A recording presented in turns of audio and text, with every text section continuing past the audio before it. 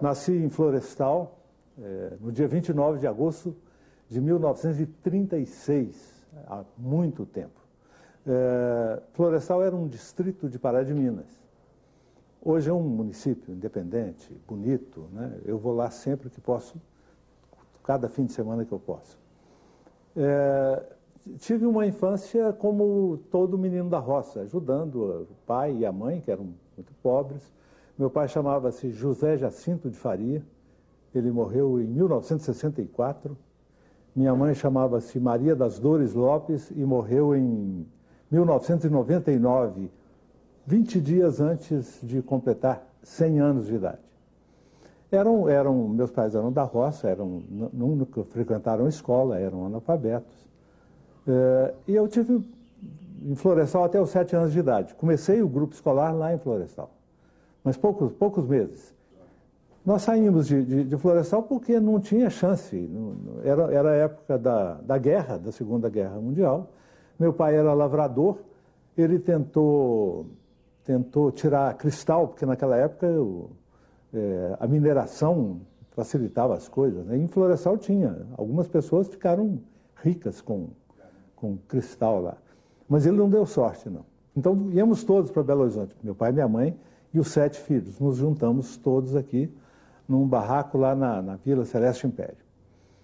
Lá eu fui para a escola Professor Moraes, depois meu pai, que trabalhava como trabalhador braçal na prefeitura, conseguiu um emprego aqui na Vila Nova Granada, mudamos para cá, e ele foi cuidar de uma chácara de flores, da Flora Guarani. Aí a família toda ajudava, todos os meninos todos trabalhavam, como é comum em toda a família pobre.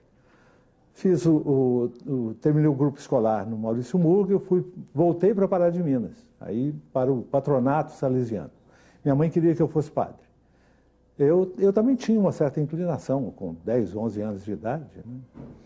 E fui estudar no patronato salesiano. Lá eu fiquei 9 meses. Não deu para ficar mais, era um regime muito duro, pesado. E acho que também a minha vocação acabou. Em 1949, a minha família, que morava em Belo Horizonte, meu pai e minha mãe, eles arrendaram uma pensão em Pará de Minas. Pensão Faria, em frente à estação. E fomos todos para Pará de Minas. Eu comecei a estudar no ginásio São Francisco de Pará de Minas, um ginásio dos franciscanos. Eu fiz até a 3ª série de ginásio. Nós voltamos para Belo Horizonte. Terminou o arrendamento da pensão, voltamos para Belo Horizonte.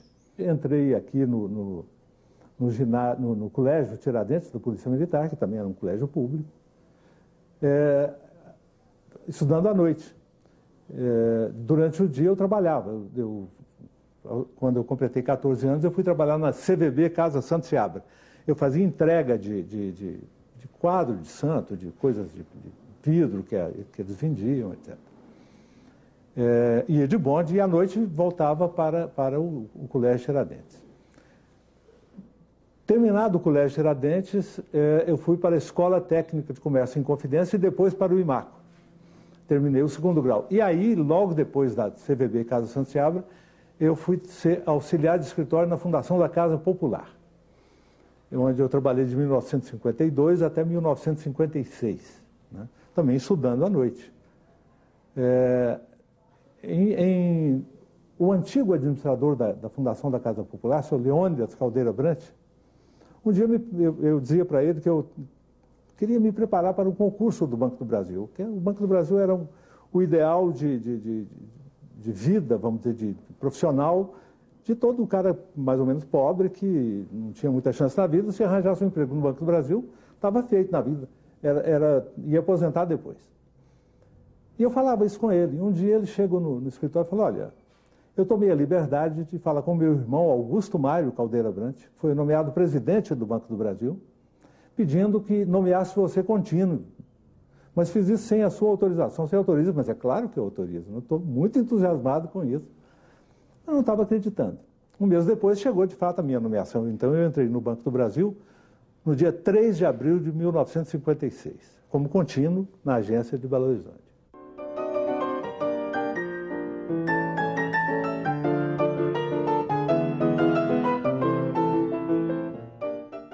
Eu mantive contato com companheiros aqui do bairro que eram militantes da JOC, Juventude Operária Católica, em 1954, que era um ramo da ação católica mais voltada, digamos assim, para a evangelização dos jovens trabalhadores, etc. E eu virei militante da JOC. A pessoa que foi, vamos dizer, quem me levou para a JOC foi um vizinho meu, que é meu compadre, chama-se José Márcio Silva Santos. Então era José Márcio Silva Santos, o Hélio Abreu Rocha, o Deu Abreu Rocha. É um pessoal que já era militante e me cooptou para o trabalho na JOC, né? A JOC era um movimento internacional, um movimento extremamente importante, fundado por Monsenhor Carden, um belga, que uma vez esteve várias vezes no Brasil, uma vez esteve na mina de Morro Velho. O Dazinho foi da JOC também. Esse era um movimento internacional. A JOC promoveu em 1957 uma peregrinação a Roma com jovens trabalhadores do mundo inteiro, uma grande concentração de jocistas do mundo inteiro em Roma no tempo de Pio XII, né? Eu não fui, não. Mas a minha mulher foi. Ela era militante da JOC também, ela foi a essa peregrinação.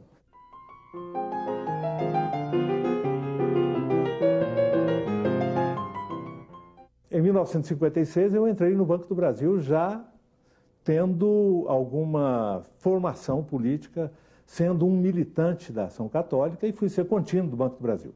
Nesse ano também eu terminei o ensino médio. Nessa época, pessoa pobre nem pensava em fazer faculdade. Em 1957 eu fiz o concurso para escriturário do Banco do Brasil. Então passei no concurso, fui aprovado. Fui nomeado para Pouso Alegre, né, e fui trabalhar em Pouso Alegre. Lá eu trabalhei 2 anos. Quando eu voltei para Belo Horizonte, em 1959, eu voltei a ter contato com os meus amigos da JOC, né? E comecei uma militância nos sindicatos bancários. Eu era filiado desde o primeiro dia que eu entrei no banco. Eu entrei no banco no dia 3 de abril de 56 e talvez no dia 4 ou 5 eu me filiei aos sindicatos bancários. Eu achava que era uma obrigação fundamental de um jocista, né, de um cara que era da JOC, que tinha consciência de classe, filiar-me ao sindicato. O sindicato nessa época era muito comandado pelos membros do Partido Comunista. Eu voltei para trabalhar no Banco do Brasil e fui trabalhar na carteira agrícola do Banco do Brasil. Nesse setor do banco trabalhava o Armando Ziller, que era uma espécie de ídolo de todos nós, bancários, porque era um homem do Partido Comunista, que tinha sido deputado estadual quando o Getúlio caiu. Era um homem de uma excepcional formação humana, uma pessoa de um grande coração, né, e um grande líder, e uma grande cultura. Eu era, assim, fã do Armando Ziller. Todos nós éramos. O Ziller era E eu fui trabalhar com ele. O movimento estudantil começa a se politizar, de certa forma. A UNE começa também a ter um trabalho muito importante fora até das universidades, com o Centro Popular de Cultura. A música nossa começa a aparecer, uma ebulição cultural e política que começa a acontecer no Brasil, ao mesmo tempo que existe a Revolução Cubana. Antes, a Guatemala, com Arbenz, já tinha se rebelado contra o chamado imperialismo americano, né? Os americanos dominavam a América Latina na política do Big Stick, né? Eles mandavam e nós tínhamos que obedecer. Começa a haver uma reação. E o próprio movimento sindical, que antes era meio oficialista, isto é, pelego, muito ministerialista, os dirigentes sindicais se vinculavam muito ao Ministério do Trabalho, vários sindicatos começam também a se tornar independentes. Começa a haver também uma industrialização, é a época de Juscelino, do crescimento econômico, da inflação, quer dizer, é um momento muito rico da nossa história. Então eu vou para o sindicato nessa situação e fico militante do sindicato. Quando foi em 1961, aí sim já há uma situação de agitação no Brasil. No ano anterior, em 1960, houve uma eleição. Essa eleição foi entre Jânio Quadros e o Marechal Lott. Nós ficamos com o Marechal Lott, né, contra o Jânio Quadros. O Jânio Quadros representava a UDN, né, já era um pouco e era um populista. Já havia, para usar a expressão da época, era um entreguista, né, era um sujeito vinculado, pelo menos se dizia, aos trustes internacionais, essa linguagem da época, né? E em 1961, que eu acho que é um ano, pelo menos na minha vida pessoal, extremamente importante, né? Porque neste ano, no mês de maio, duas coisas me aconteceram importantes. Eu casei, né, com a Enilde, com quem eu tenho 7 filhos, 13 netos, né? E entrei para a direção do sindicato, numa circunstância muito importante politicamente, olhando para a época. Porque é a primeira vez que católicos e comunistas começam a conversar, né? E aí o Armando Ziller era um sujeito respeitado por todo mundo, e nós éramos muito afeiçoados pessoalmente, eu era muito amigo dele, tinha um enorme respeito pelo Armando, e achava que o Armando não tinha nada de comunista que comia criancinha, nem nada, que espetava, nada. Ele era um lutador contra os banqueiros, a favor da justiça social e da ascensão dos bancários, que era o que eu queria.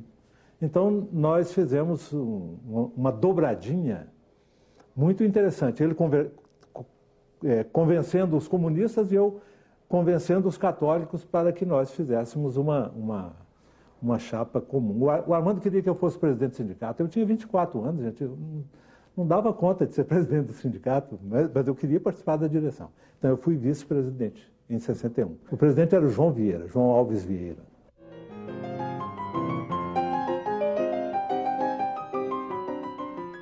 E nesse mesmo ano de 61, o Jânio renuncia. Todos nós estávamos convencidos de que o Jânio, com aquela história dos bilhetinhos, que ele era um sujeito muito autoritário e que aquilo foi uma julgada que ele tentou para ter mais poderes e que deu errado, né? Hoje acho que é mais ou menos pacífico essa compreensão de que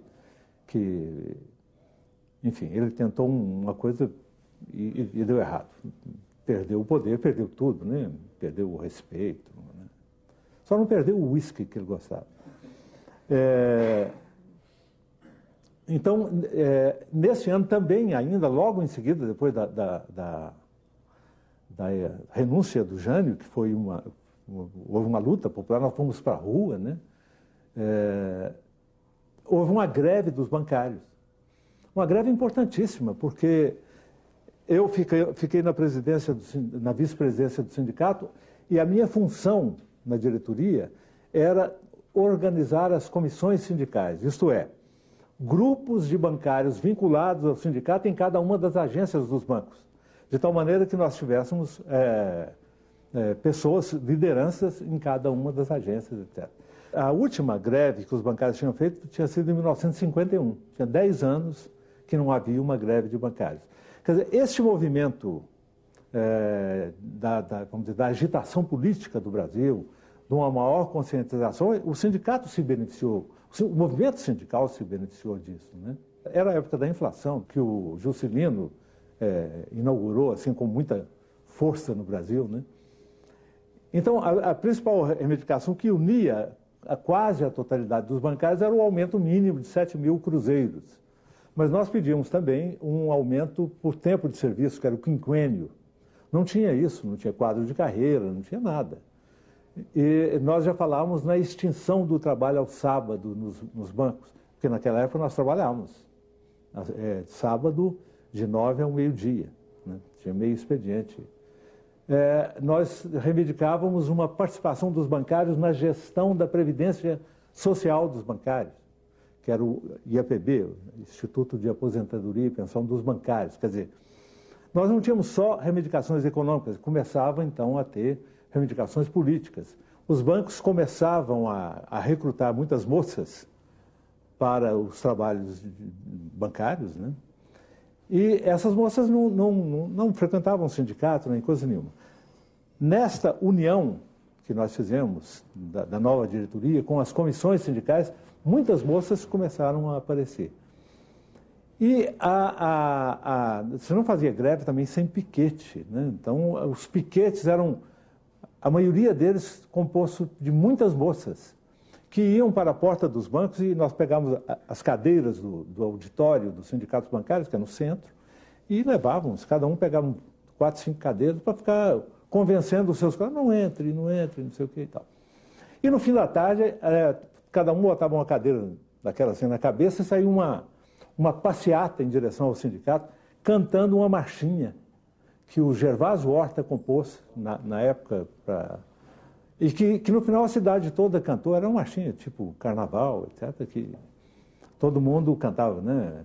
É 7, não é 4, não é 3, deixa a conversa de dizer que é 5 ou 6. Aí todo mundo cantava, e aí? Era uma grande festa na cidade. A greve dos bancários foi foram uns 7, 8 dias de greve, assim, ininterrupta. Foi uma greve muito vitoriosa, que fortaleceu não somente o movimento sindical bancário, mas fortaleceu, vamos dizer, a luta dos trabalhadores, né? Nesse ano, ao fim do ano, nós ganhamos, por lei, o 13º salário, né? Os bancários, além do aumento, né, do reajuste salarial, incluíram uma cláusula do quinquênio, que depois passou a ser anuênio, né? Nessa época, com a renúncia do Jânio, foi instituído um parlamentarismo no Brasil meio fajuto, né? Eu me lembro, o governador de Minas era Magalhães Pinto. Magalhães Pinto era dono do Banco Nacional. E o Magalhães fazia um jogo duplo. Ele conversava conosco e conspirava junto com os militares. Eu me lembro que o professor Edgar Mata Machado era o secretário do Trabalho do Magalhães Pinto. A secretaria dele chamava-se Secretaria do Trabalho e da Cultura Popular.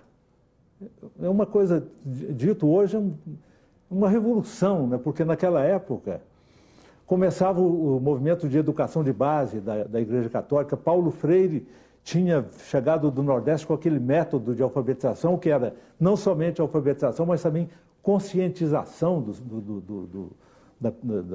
do ser humano, né? do ser político. Então, esse ano é um ano assim, muito importante, houve um grande avanço. E começa também a haver, em contrapartida, uma reação. Quer dizer, os militares, os banqueiros e os americanos. Porque o exemplo da Revolução Cubana, os americanos estavam apavorados com a possibilidade de aquilo virar um estopim que tomasse toda a América Latina, que era, como nós dizíamos na época, o quintal dos americanos. Hoje é também, só que com um pouco mais de sofisticação, etc. Antes não, era na dureza. Então, o ano de 61 é extremamente importante. O parlamentarismo, meio de arranjo, porque o Jango estava na China quando o Jânio renunciou, e o retorno dele ao Brasil foi assim, aos poucos, até chegar no Uruguai. No Uruguai, quem foi ao Uruguai, eu fiquei sabendo disso depois, quem foi ao Uruguai negociar com o Jango o ingresso dele no Brasil, mas como presidente, num sistema parlamentarista, foi Tancredo Neves, que foi, negociou e voltou primeiro-ministro. O Tancredo tinha muita habilidade. Mas aquele parlamentarismo, ninguém queria mais saber dele. O movimento popular ele era falso, ele não era da vontade da população. O que todo mundo queria era que a Constituição fosse respeitada, que saiu o presidente, o vice-presidente ocupasse o seu lugar, etc. E era o Jango.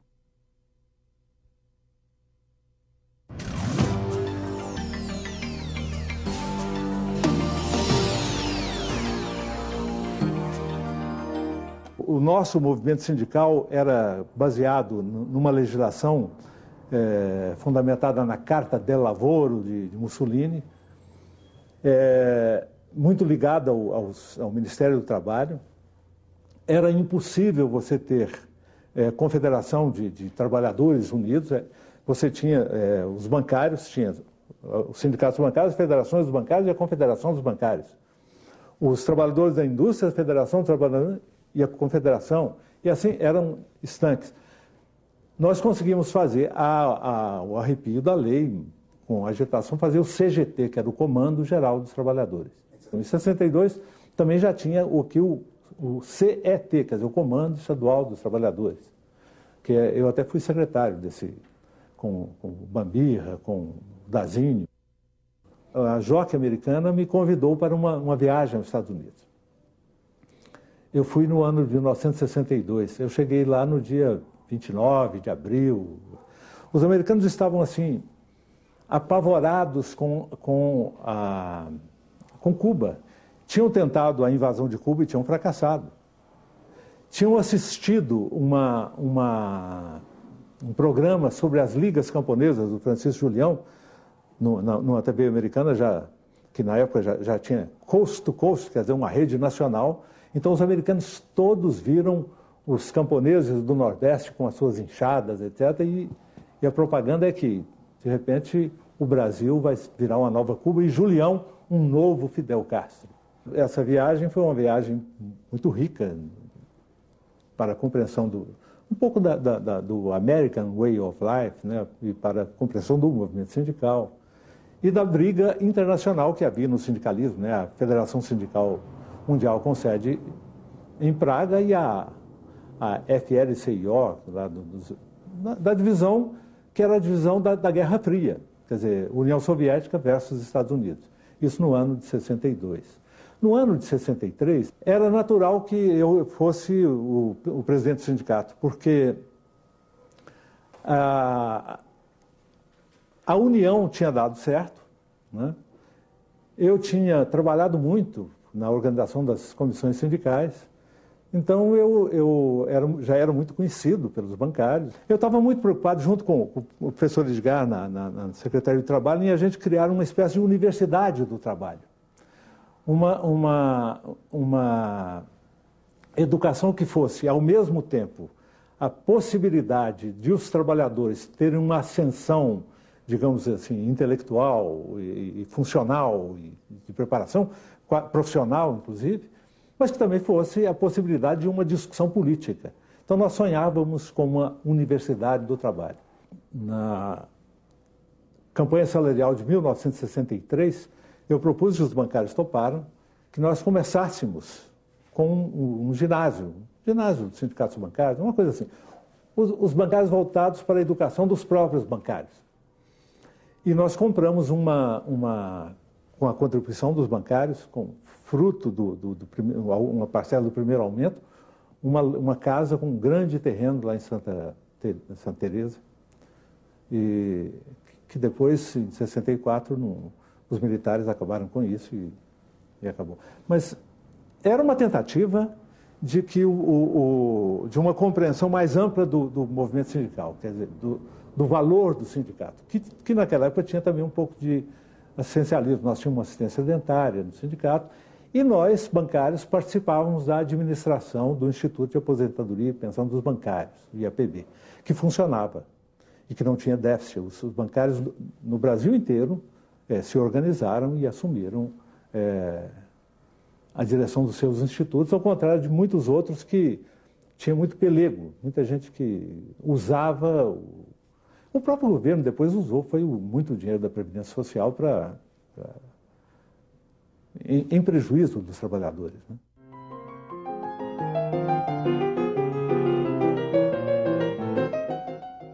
Então, esse ano de 63 foi um ano também de continuação dessa luta e de continuação da agitação no Brasil. Aí, os sindicatos bancários eram vizinhos da Faculdade de Ciências Econômicas. E na Faculdade de Ciências Econômicas, desde já 1960, etc., havia uma grande movimentação do movimento estudantil, etc. O Betinho, o Herbert de Souza, o Paulo Haddad, o Vinícius Caldeira Brant, um bocado de gente que estudava ali e frequentava o sindicato, né? Com essa possibilidade de um diálogo com os comunistas, que os bancários começaram, né? E que na França, Roger Garaudy já falava nisso, né? Os católicos franceses da revista Esprit, eles também já eram bastante progressistas. E João XXIII tinha chegado, né, no papado e falava-se já no início do Concílio Vaticano II, a igreja se abria para isso. Os jovens católicos, chamavam de católicos de esquerda na época, fizeram uma organização muito iniciada entre bancários e Faculdade de Ciências Econômicas, que eram vizinhos ali, que é a Ação Popular. No princípio, nós fizemos um jornalzinho, chamava-se Ação Popular. O crescimento disto, junto com os estudantes, com a UNE, né, com São Paulo, com Rio de Janeiro, com Rio Grande do Sul, e aí entra um monte de gente, né, o Zé Serra, por exemplo, né, criaram aí sim um movimento político chamado Ação Popular. Esse movimento político não era um partido político do ponto de vista formal. Era um movimento político, como existia a POLOP, né? Política Operária. Como naquela época tinham várias organizações assim. A AP, Ação Popular, era uma organização desse tipo. Que depois cresceu muito, né? O pessoal da AP, muito mais voltado para o movimento estudantil, teve a direção da UNE esse tempo todo, né? Com Vinícius Caldeira Brant, com Aldo Arantes, né? Com Zé Serra, etc. E que teve alguma participação também no governo do Jango. O Paulo de Tarso foi o ministro da Educação e era vinculado à AP, né? O Plínio Arruda Sampaio, né? Era um movimento que era católico, não era marxista, mas que defendia, vamos dizer, a justiça social, a luta pela libertação dos povos, uma democracia para valer, né? Umas coisas que a gente falava na época que hoje, basicamente, o discurso tem que ser mais ou menos o mesmo, né? Nós lutamos pelas mesmas coisas hoje ainda. A direita da igreja tinha dois bispos que se destacavam, né? Era o Antônio de Castro Maia, que era o bispo de Campos, eu estou falando do nome assim de memória, mas eu acho que é isso mesmo. E o Dom Eugênio Sigol, que era o bispo de Diamantina, né? Eles eram os líderes da ala mais reacionária da igreja, né? Eles lideravam uma coisa de católicos tradicionais, que era a TFP, Tradição, Família e Propriedade. E quando o movimento popular cresceu muito, eles trouxeram o tal do padre Peyton, um pregador americano, que organizou nas grandes capitais a Marcha da Família com Deus pela Liberdade, né, contra o comunismo, etc. Impediram uma conferência do Brizola na Secretaria de Saúde e Assistência, que hoje chama-se Minas Centro, né? A maioria da hierarquia católica era mais da direita, né? Do nosso lado nós tínhamos Dom Helder Câmara, né? Que era Dom Távora, né? Dom Serafim aqui ajudava bastante, né? Mas ele era só bispo auxiliar, né? Nessa época também nós achávamos que, nesse tempo dessa agitação, que tínhamos que assumir posições políticas, que tínhamos que participar politicamente. Já falei da Liga da Juventude Trabalhista no PTB e no final, o Bambirra, Simval de Oliveira Bambirra, era do PTB, foi candidato a deputado estadual, né? O Clodimite Riani, que era o presidente do CGT, né? Foi depois presidente do CGT, também ligado, também do PTB, elegeu-se também deputado estadual, e o Dazinho, Zé Gomes Pimenta, meu compadre, uma grande figura humana, que foi presidente do Sindicato dos Mineiros de Nova Lima. Ele entrou no PDC e nós fizemos a campanha dele para deputado estadual. E os três se elegeram. 3 deputados operários na Assembleia de Minas. Era uma coisa assim realmente fantástica.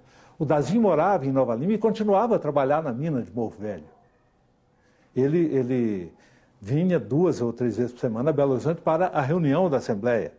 A Assembleia Legislativa daquela época não era esse luxo que tem hoje, com gabinetes fantásticos, nada. Cada partido tinha uma sala para todos os deputados.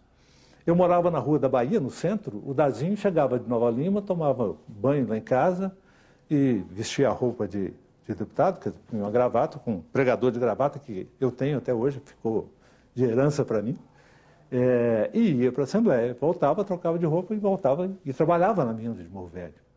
Esses deputados foram cassados em 64, no princípio do golpe militar, antes do ato institucional número 1, por falta de decoro parlamentar.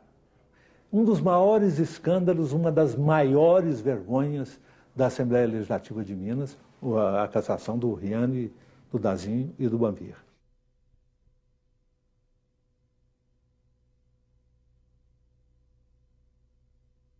Buscávamos algum contato político. Nós tínhamos vários deputados da Frente Parlamentar Nacionalista, nós tínhamos 3 deputados estaduais em Minas Gerais, trabalhadores, tínhamos outros na Câmara Federal.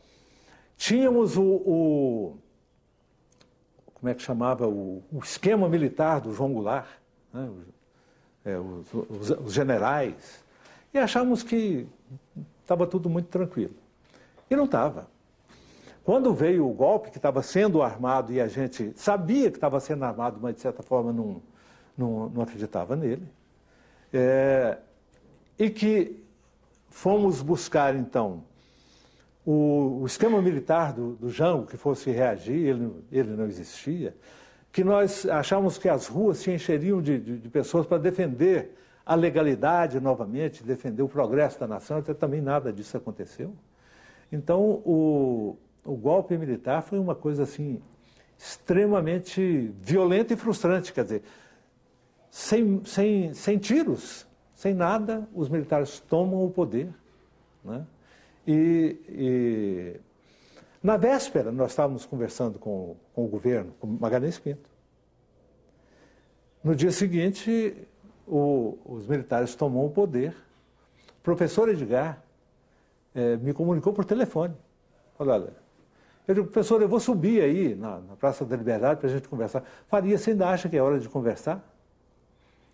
Aí eu entendi, era hora de fugir, não tinha o que fazer, né? Então, a polícia invadiu o sindicato, houve uma adesão ao golpe militar, assim, muito grande. Força, vamos dizer, da mídia, força dos banqueiros, da imensa participação dos americanos, e nós ficamos dependurados na brocha. Quando veio o golpe, eu saí, fui para casa de amigos, fui para não sei o quê, fui para a Serra da Piedade, e ingenuamente até me apresentei depois à polícia, porque eu não queria perder meu emprego, por abandono. E aí a polícia, que já estava atrás de mim, achou ótimo, que sujeito gentil, né? Me botou lá no DOPS, no meio de 200 pessoas. E que do DOPS iam para Neves. Nós inauguramos um presídio em Neves, que chamava-se Colônia Penal Magalhães Pinto, na época. Que depois reformado virou a Dutra Ladeira, que tem lá em Neves, né? O deputado Bilac Pinto tinha feito um discurso na Câmara Federal dizendo que os sindicatos e as ligas camponesas estavam se armando, que estavam cheios de metralhadoras tchecas, que a Tchecoslováquia estava fornecendo metralhadoras para os camponeses e para os sindicatos, etc. Então, isso foi uma notícia que, nessa coisa da direita, que repercutiu muito no Brasil. Nós tínhamos comprado da Tchecoslováquia, os sindicatos bancários, um mimeógrafo, que era mais barato e era eficiente, um bom mimeógrafo na época.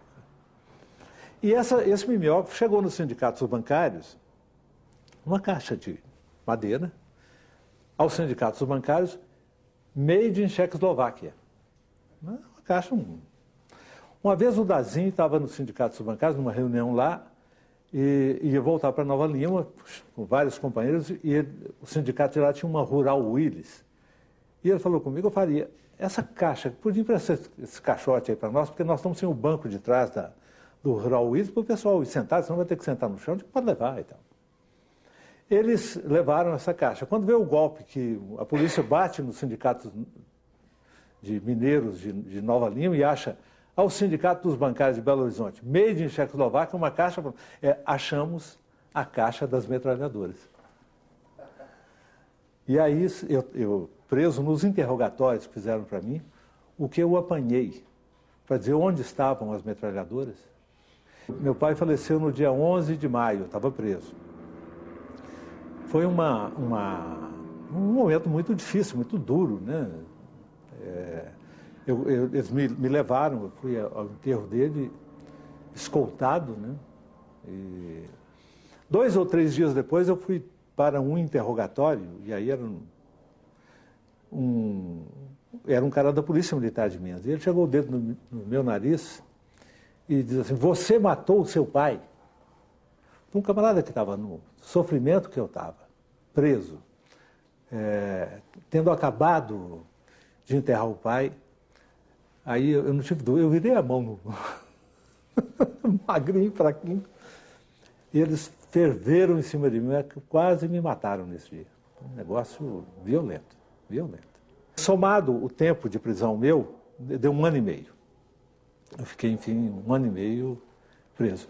O que, como a minha pena de 18 anos foi reduzida para 1 ano, eu tenho um crédito de 6 meses, né, para o próximo golpe aí, quem sabe, né? Eu fui demitido do Banco do Brasil pelo ato institucional número 1, sem direito a nada, direitos políticos suspensos por 10 anos. Quando eu obtive um habeas corpus, eu estava sem emprego e fui vender roupa. Depois, então, fui condenado.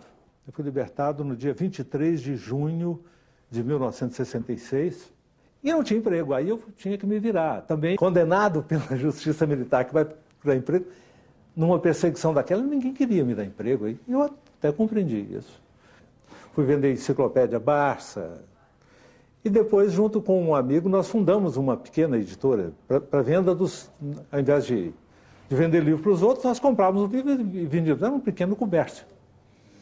E que podia dar emprego a outros companheiros que estavam nessa situação, etc. Fiquei ganhando a vida vendendo livro. Nesse tempo, nós nos associamos à Grafiquinha Editora, que era da Maria Mazarello Rodrigues, que até hoje é uma editora, chama-se Maza Edições. É uma pessoa também extraordinária da vida cultural de Minas, do livro, etc. E a editora do professor, da Ana Lúcia Campanha Batista. Juntamos essas 3, a Edimap, que era minha, a editora do professor e a Grafiquinha, montamos a Editora Vega S.A. Era uma sociedade anônima. Eu era o presidente da sociedade anônima, um negócio assim muito importante. Era uma editora pequena, uma editora que ia se dedicar a livros didáticos, mas também editou muitas outras coisas interessantes. Publicamos o primeiro livro do Frei Carlos Mestre, um livro chamado Deus, Onde Estás? Publicamos o Memorial de Ideias Políticas do professor Edgar da Mata Machado, que tinha sido eleito deputado federal em 66 pelo MDB e foi cassado em 69. Ele era professor catedrático da Faculdade de Direito da UFMG, era fundador da Universidade Católica e da Faculdade de Direito da Universidade Católica, era deputado federal.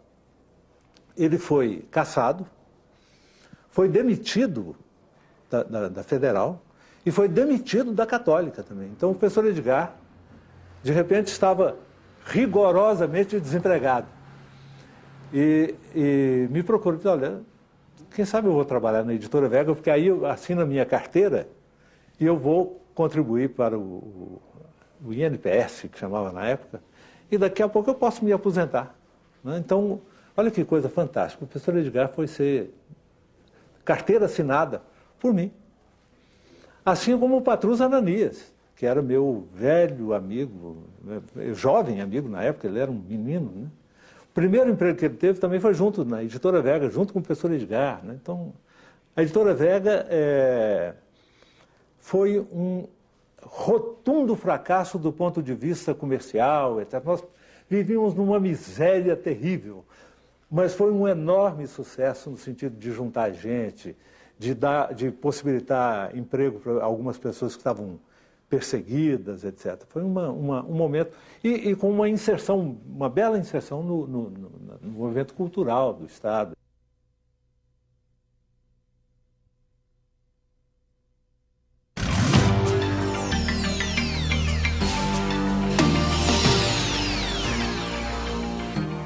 A minha sobrinha, que morava em Mutum, veio para fazer o vestibular. No tempo do vestibular era no Mineirão, né? E ela me pediu, falou: você podia se inscrever num vestibular desse aí, qualquer, para me dar carona para ir ao Mineirão? Ela era do interior, né? E eu fui, peguei o formulário, o professor Edgar disse assim: faz direito. Então eu me inscrevi para direito, porque o Edgar fala comigo, o Zé Carlos, filho dele, que foi assassinado pela ditadura militar, não pôde terminar o curso dele e tal. E passei no vestibular. Olha, tendo passado no vestibular, eu fui fazer o curso de Direito. Fiz o curso de Direito junto com o Patrus. O Patrus estava de manhã e eu estava à noite. Né? Mas terminamos o curso juntos, né, em 1976. Aí eu fui estagiar no escritório do Edgar Amorim, né, que era um grande escritório de advocacia. Lá na parte do direito do trabalho estava o Oswaldo Machado dos Santos, que depois foi diretor da Faculdade de Direito da Católica, e que era secretário dos sindicatos bancários quando eu fui presidente. Então ele era o meu preceptor no escritório. Né, Mas em 78 o Edgar Amorim e o Cássio Gonçalves se candidataram pelo MDB, para o Cássio para deputado estadual e o Amorim para deputado federal. Eu coordenei a campanha dos dois, foi um grande movimento em Minas Gerais inteira, ambos se elegeram, com belas votações na época.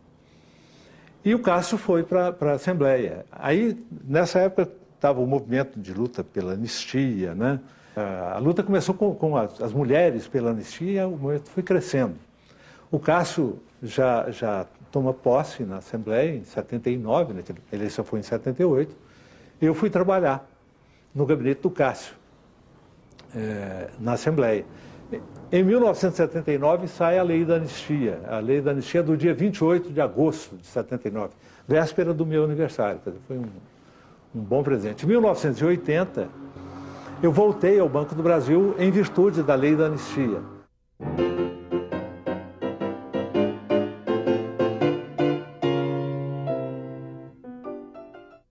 Em 1979 tem a reforma, quer dizer, chamada abertura política. O artífice disso tinha sido o Golbery Couto e Silva. Então nascem alguns partidos, né? O PT, o PDS, né, que era o sucessor da Arena, eu falei do PT, o PMDB, o PTB, se não me engano, e o PDT. O PP era o que o Golbery chamava da oposição confiável. Para ele foi o Tancredo Neves, Magalhães Pinto, para falar em Minas Gerais, e muita gente pelo Brasil afora. Para o PMDB foram, sobretudo, um grupo de senadores capitaneados pelo Teotônio Vilela. Né? E aí nós tínhamos a eleição em Minas. O PMDB, que tinha poucos deputados estaduais e federais, né? E o PP, que é o Partido Popular, esse da chamada oposição confiável. Esse partido estava perdido. Nós queríamos lançar o Itamar Franco, candidato ao governo de Minas. Mas o Itamar não topou. Na verdade, ele estava terminando o mandato dele de senador e aspirava mesmo a ser candidato ao Senado. Ele não queria, achava que era difícil, etc. E o Tancredo sentia também que se não tivesse esse grupo, ele não ganhava a eleição, porque o PDS, que era a antiga Arena, era muito forte ainda. Então, há uma fusão do PP com o PMDB. O PP desaparece. Todos se abrigam no PMDB. E aí o PMDB, em 82, realmente dá um salto muito grande. Né? Pra você ter uma ideia, foi a eleição que eu fui eleito deputado. Eles criaram o voto vinculado. E foi uma eleição geral. Você votava para vereador, para prefeito, né? Para deputado, você só não votava para prefeito de capital, etc. Em 82, já estava anistiado, então eu fui candidato a deputado estadual.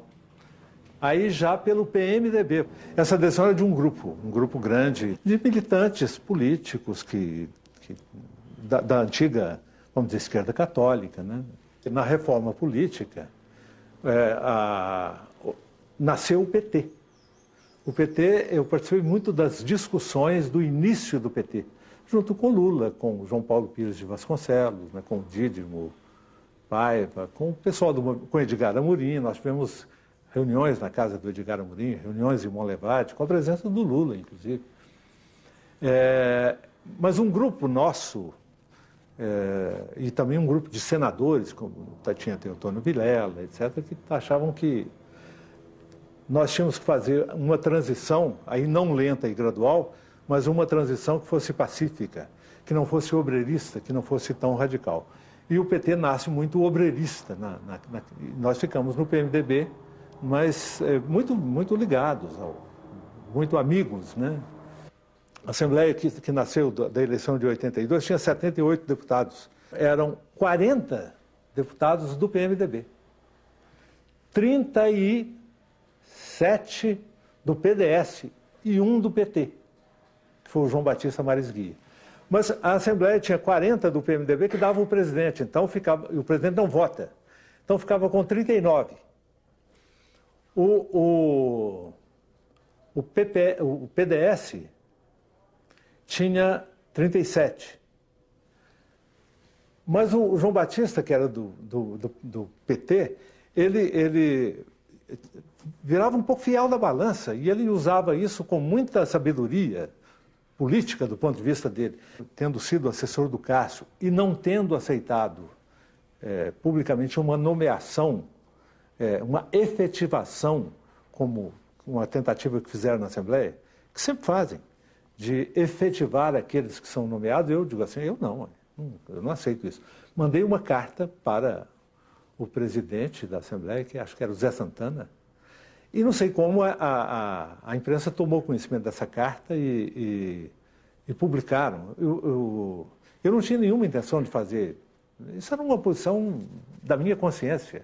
Eu nem era candidato, mas depois eu virei candidato. Essa carta foi de grande valia para angariar votos. Mas eu granjeei a antipatia de muitos colegas que vieram a ser colegas meus depois, quando eu me elegi deputado, e que me olhavam muito assim, né?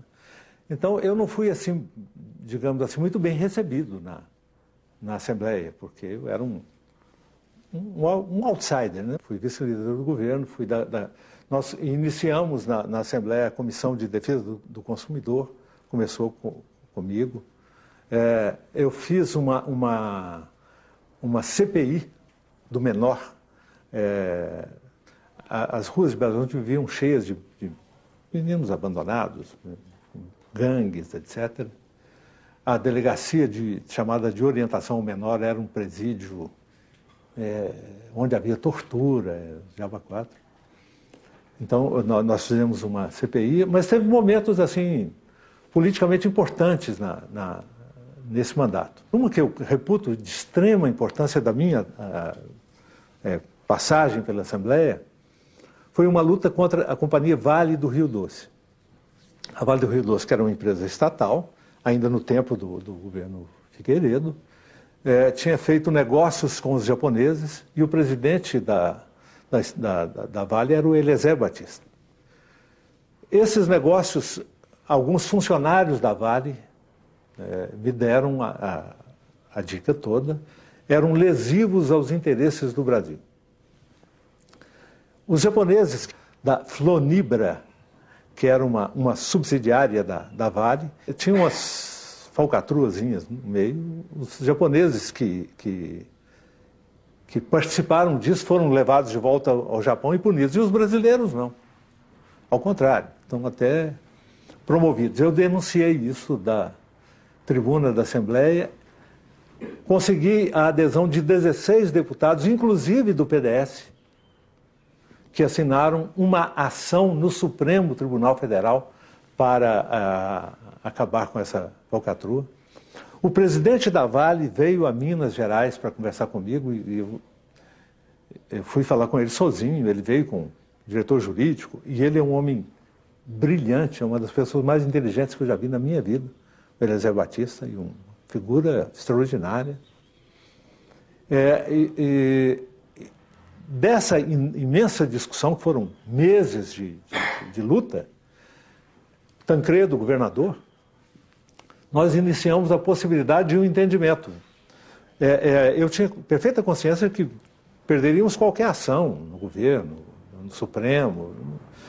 Então, era uma negociação que atendesse aos interesses de Minas, quer dizer, com aumento do capital da Cenibra, aumento de investimentos em Minas Gerais, uma volta para as coisas mais do meio ambiente, uma série de negociações que o Eliezer topou e que pôs fim à ação num momento solene, no Palácio da Liberdade. Já era governador o Hélio Garcia. Foi um benefício grande para Minas Gerais, milhões e milhões de dólares de investimentos, etc., em virtude de uma ação iniciada assim meio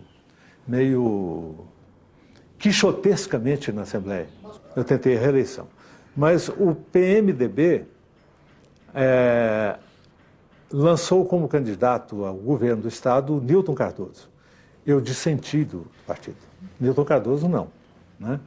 Fui apoiar o Itamar Franco, que tinha saído do PMDB e foi para o PL para ser candidato, uma vez que ele não unia o PMDB.